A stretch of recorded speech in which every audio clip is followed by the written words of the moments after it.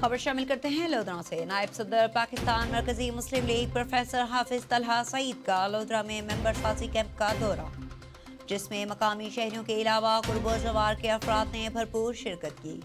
शहरियों ने उनकी आमद पे उनका शानदार इस्तकबाल किया। मकामी अफराद कसीर तादाद में मौजूद थे। वो कैंप एक जलसा की सूरत इख्तियार कर गया।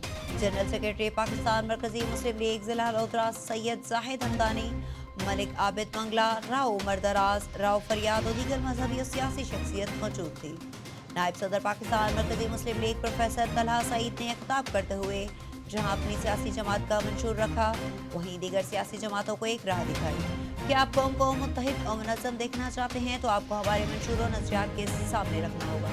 वगरना आप कौम से ज़ाती मफाद तो ले सकते हैं मगर उन्हें मुत्तहिद और मुत्तफिक नहीं कर सकते।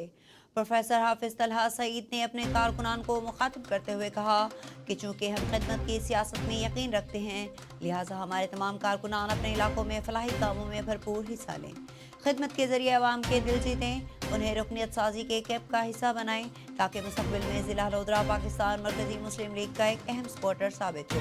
गुफ्तगू के अख्तिताम पर मुल्क और मिल्लत की सलामती के लिए खुसूसी दुआ की गई।